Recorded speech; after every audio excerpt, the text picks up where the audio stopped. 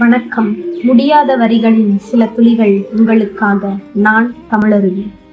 இக்கவிதை தலைப்பு நெடுஞ்சாலை நண்பர்கள். குரசியல் கோழிகள் போட்ட ரோட்டில் எத்தனை முட்டையை வேண்டுமானாலும் அவித்து சாப்பிடலாம். 10 இன்ச்சு போடச் சொல்லி விட்ட கோழி பறித்து 8 இன்ச்சாக்கியது.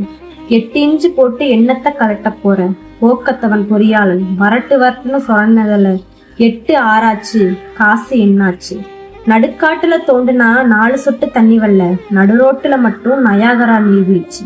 4 போகம் எடுத்து நாத்து நடலாம் போல. குளம் குட்டை வாய்க்கால்னு நீர்நிலையும் இருக்குது, அதுல கொஞ்சம் செத்தனாயும் கிடக்குது.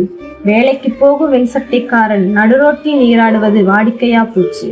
சாலையோர சாக்கடையில் சாஞ்சு போன மரமெல்லாம் பஸ்டாண்ட் இல்லாத பஞ்சாயத்துக்கு பணமில்லாத பெஞ்சாச்சு. காத்திருந்த மக்கள் எல்லாம் கால்கடுக்க நின்னாலும் கவர்மெண்ட் பஸ்ஸுக்காரன் கரெக்ட் டைமுக்கு வருவதில்லை. கொசு மருந்து அடிச்சாலும் கொஞ்சம் புகைதான் வரும். கொட வண்டி புகை குறவளையத்தான் கவ்வுது. கொஞ்ச நெஞ்ச மரம் மட்டும் நுரையீரலா இருக்குது. கஞ்சம் பிடிச்ச கடங்காரன் கடை வைக்க வெட்டி போட்டான். காட்டு வழி ரோடு மட்டும் காடாகி கிடக்குது.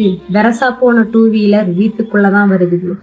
ஏசி போன இந்த மக்கள் என்னத்த செஞ்சாங்க? ஓட்டுக்கு வந்த காசை வச்சு ஒதுங்கித்தான் போனாங்க. நன்றி.